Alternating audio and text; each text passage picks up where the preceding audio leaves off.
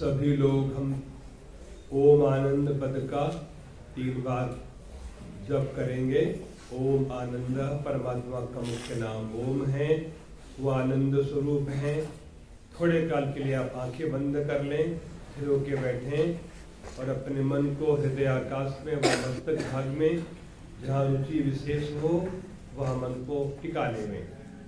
और भावना है, हे परमात्मन रक्षक देव, आप आनंद स्वरूप हैं, आनंद के सागर हैं, हमें भी अपना आनंद प्रदान करें जिससे हमारा जीवन सफल बने। एकदा श्रवणम पश्चात अनुकरणम।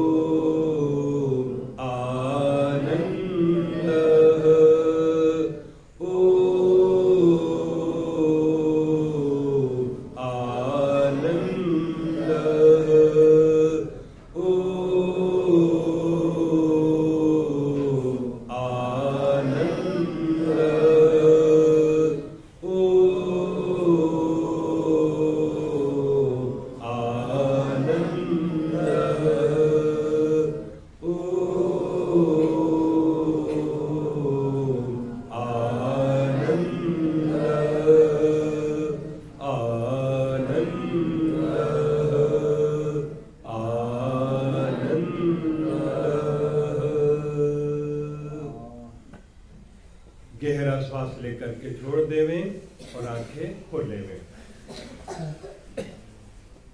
इस मंच में विराजमान हमारे श्रद्धेय स्वामी शांतानंद जी, स्वामी सुखानंद जी महाराज, आचार्य दिनेश कुमार जी और इस संस्था के हमारे जो प्रमुख हैं स्वामी विवेकानंद जी महाराज उपस्थित होंगे और आचार्यगण, शिवरात्रिगण, विद्यार्थी लोगों और आर्य वीरांगनाओं।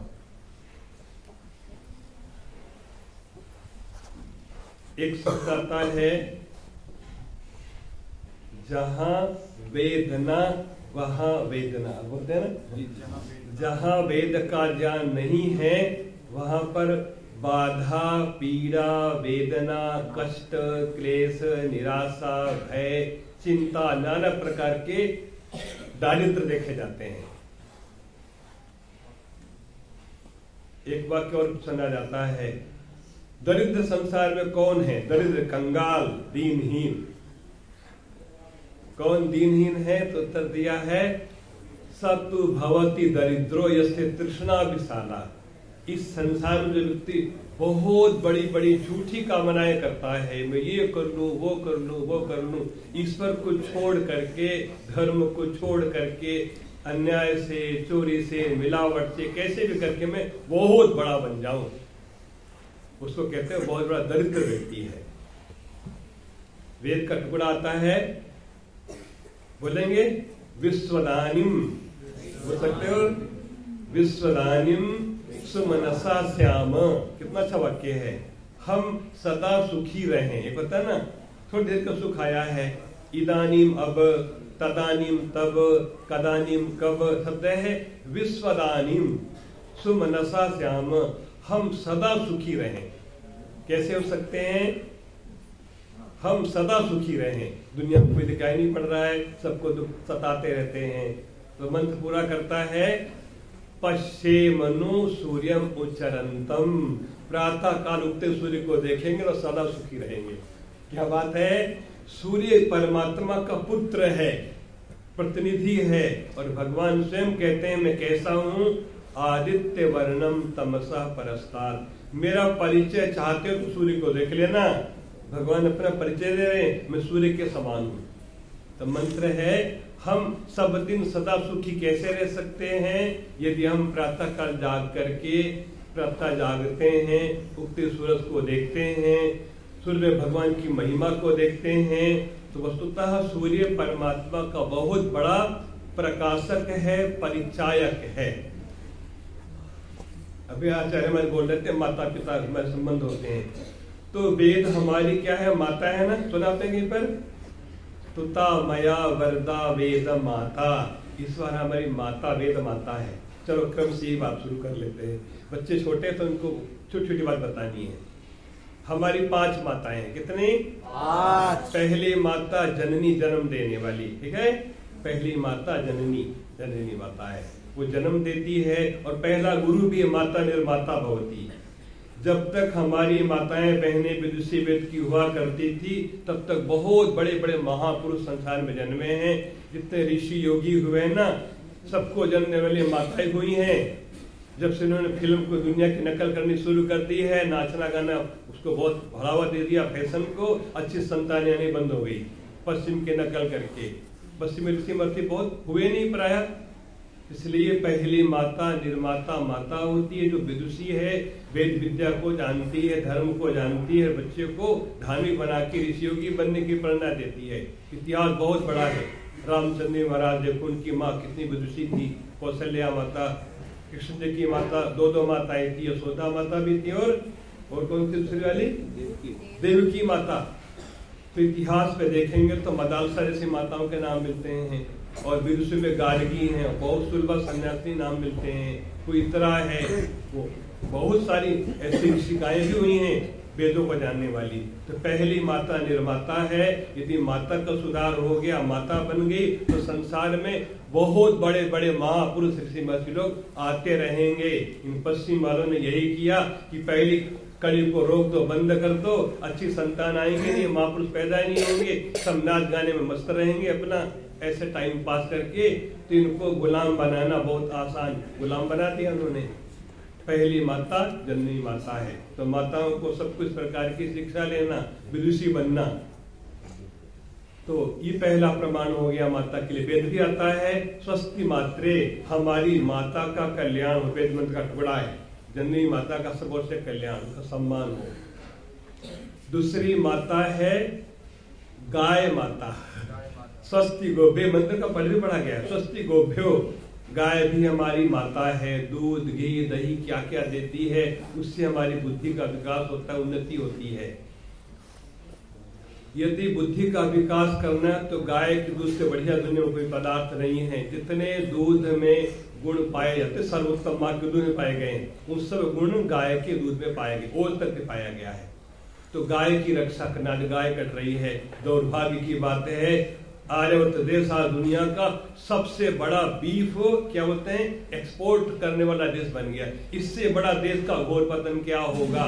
कहने को हम लोग तरक्की कर रहे हैं, सड़कें बन रही, पुल बन रहे हैं, ये बन रहे, ये खास तरक्की है।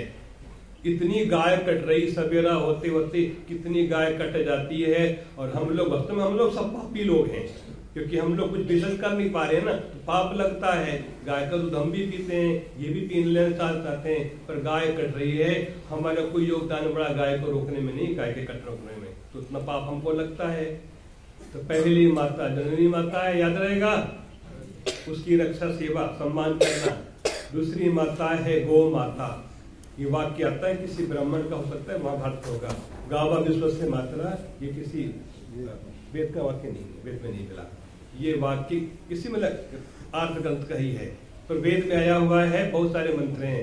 स्वस्ति गोभ्य, गोवंश का कल्याण हो, गाय की रक्षा हो, गाय की वृद्धि हो। कि बिना गाय के न यज्ञ हैं, और बिना गाय के न वेद का पठन पाठन भी नहीं है। जितनी उन्नतियां हैं, सबके मूल में गौ माता है। इसलिए गाय को समृद्धि भी कहा गया है, समृद्धि नाम गाय का है। हम प्रातः काल मंत्र का पाठ करते हैं, प्रातः वो मंत्र आया हुआ है। 3 बातें मांगी हैं, भग प्रणयतर, भग सत्य राधो, भग यमाम धिय बुधवद। बुद्धि मांगी पहले, फिर कहा भग प्रणो जने गोभिर अश्वई प्रनिवृ निवंता श्यामा। हमारे देश में, राज्य में, सर्वत्र खूब सारी गौवे हुए, गोवंश की समृद्धि है।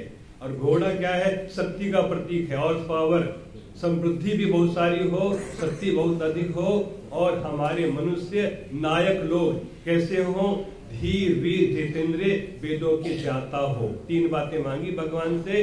हमारे साम्राज्य में, राष्ट्र में खूब सारे गौओं का पालन हो, खूब सारे घोड़े होवे, और बहुत अच्छे सूरवीर धर्मात्मा विद्वान चरित्रवान लोग होवे। तो पहले मांग की है हमारा माता, पहला गुरु है। दूसरे में गौ माता को लिया गया है। इसलिए जहाँ पर भी हो गाय पालो। हमारे स्वामी जी हम भी जहाँ जाते हैं ना, गौशाला खुलाने में बहुत सारी गाय मैंने मतलब पालन करने के लिए प्रयास किया। लगभग मैंने अब तक 14 गाय का दान कराया अपनी ओर से। 14 गाय भिन्न गुरुकुलों के लिए। गाय के प्रति मेरी बहुत श्रद्धा है। गाय के दूध से यज्ञ करना, प्रयोग करना बहुत लाभदायक है। तीसरे क्रम में आता है भूमि माता। वो हमारी माता है। भूमि माता पुत्रो अहम पृथ्वी, अथर्ववेद का मंत्र है। भूमि हमारी माता है, हम उसके पुत्र हैं। भूमि हमको क्या क्या देती है? इतने अन्न है, साग, कंदमूल, औषधियां, सोना चांदी, जितना सारा भंडार औषधियों का, इस हमको धरती से प्राप्त होता है। इसलिए हम धरती माँ के पुत्र बन करके धरती की रक्षा करें। भूमि में अच्छे अन्न का उत्पादन करना और उसकी समता को बढ़ाना, अच्छा भूमि का संस्कार करना। यज्ञ करने से जहाँ स्वास्थ्य लाभ भी है, भूमि अच्छी होती है, वनस्पतियां बहुत अच्छी होती हैं। 3 माता हो गई ना, जननी माता एक, बोलो जननी माता, गौ माता, भूमि माता, चौथे पर आएगी वेद माता। परमात्मा ने हमको वेद ज्ञान दिया है। वेद पढ़ने से बुद्धि निर्मल होती है और वेद पढ़ने से हमको संसार में जीना आता है। संसार में जीना कैसा है? मनुर्भव। कैसे हम सत्यवादी, सत्यवानी, धर्मात्मा, जितेंद्रिय, योगी, तपस्वी, जीवन मुक्त बने, ये सारी विद्या हमको वेदों से मिलती है। इसलिए वेद हमारे लिए ज्ञान विज्ञान का खजाना है, कोष है, दिव्य खजाना है। इसलिए वेद भी माता के तुल्य हमको ज्ञान देने वाला, हमारा कल्याण करने वाला है। तो माँ का दूध पीते हैं, गाय का दूध पीते हैं, धरती से अन्य औषधियों का सेवन करते हैं और वेद ज्ञान का सेवन करके बुद्धि को निर्मल बना लेते हैं। इसके बाद 5वीं माता जो परमात्मा है, ब्रह्म है, ईश्वर, जिसके लिए मंत्र आता है त्वम ही न पिता वसो त्वम माता शतक्रतो बभूविथ अधाते सुमनम ई बहे। हे परमात्मन, आप हमारे पिता हो, सब संसार को बसाने वाले हो, सब में बसे हुए हो। आप हमारी कैसी माता हो? असंख्य कर्मों को, क्रियाओं को आप करते हैं, हम सबका पालन करते हैं, सृष्टि का संचालन करते हैं। आप हमारे पिता हैं, आप हमारी माता हैं। हम भगवान से क्या मांगते हैं? सुख मांगते हैं, भगवान को मांगते हैं, परमात्मा से परमात्मा को मांगते हैं कि हमको परमात्मा का सानिध्य मिले तो जीवन में भरपूर आनंद हो। इसी को पुष्ट करने के लिए 5 माताएं हो गई ना, जननी माता, फिर गौ माता, भूमि माता, वेद माता, ईश्वर माता, परमात्मा, जगत जननी, ये 5 माताएं हैं। तो एक मंत्र मैंने सोचा विचार करने, वहां सबका संकेत दिया हुआ है कि हे परमात्मन, इस सृष्टि में जो हमारी माता जननी है उसका कल्याण हो, उसकी हम सेवा रक्षा करें, आज्ञा पालन करें, अपने पिताओं का सम्मान करें, गुरुओं का सम्मान करें और गौ माता की रक्षा करें और पूरा विश्व हमारे लिए क्या बन जाए? घर बन जाए। ये उसकी भावना है। पूरा विश्व हमारे लिए एक सुंदर उद्यान घर बन जाए और हम सूर्य को देखते हुए बहुत लंबा काल जीवे। मंत्र की समाप्ति होती है कि हम लोग सूर्य का दर्शन करते हुए ज्यो पश्चिम सूर्य, खूब लंबा जीवन जिए, समाधि लगाएं, परमानंद भोगें और दुनिया के लोगों को परमानंद का मार्ग दिखाएं। हम लोग कौन हैं? परमात्मा के अमृत पुत्र हैं। कौन है हम लोग? परमात्मा के अमृत पुत्र हैं। और परमात्मा के आनंद को भोगना हमारे लिए क्या है? जन्म सिद्ध अधिकार होना, दुखों से छूट जाना, परमानंद को प्राप्त करना, ये सब जीवों के लिए जन्म सिद्ध अधिकार है। इसको जो करता है वो बुद्धिमान है, जो नहीं करता है वो पातकी है, असुर है, भगवान का विरोधी है। इसलिए हमको परमात्मा के अनुकूल बनना है, तो उनकी व्यवस्थाओं का पालन करना है। इस जीवन में बहुत कुछ करने के लिए है, बहुत कुछ किया जा सकता है। अपनी शक्तियों को पहचाने। आत्मा ज्योति है, छोटी ज्योति है, और परमात्मा ज्योति विशेष है। तो छोटी ज्योति को परमात्मा जोड़ते हैं तो हमारे जीवन में भरपूर ज्ञान का प्रकाश होता है, वेदों का प्रकाश होता है। परमात्मा सबके मनों में निरंतर वेद ज्ञान का उपदेश करते हैं, उसको सुनते हैं, तो हमारा जीवन वेदमय बन जाता है, ज्ञानमय बन जाता है। इस संस्था का जब प्रारंभ हुआ था 2015 में, 15, 16, 17, 18, 4 साल हमने यहाँ पे उसको संस्था को आगे बढ़ाने के लिए, उस समय भगवान की प्रशक्ति से बनाया गया था। आगे कार्यक्रम चलता जा रहा है। ईश्वर का कोटि कोटि वंदन है। वेद विद्या, दर्शन विद्या पूरे विश्व में फैले, सब लोग विद्या को समझे सीखे तो जीवन बहुत उन्नत हो सकता है। हम फिर से संसार को आरोग्य बनाने का सपना लें, संकल्प लें, प्रयत्न करने से सफलता अवश्य मिलेगी। भगवान यही चाहते हैं कि मेरे विश्व को तुम लोग फिर से वैदिक राष्ट्र बना दो, तो फिर संसार में सुख शांति समृद्धि फैल जाएगी। ये ऋषियों का मंतव्य है। हमारा जीवन सर्वहित के लिए हो, कल्याण के लिए हो। ओम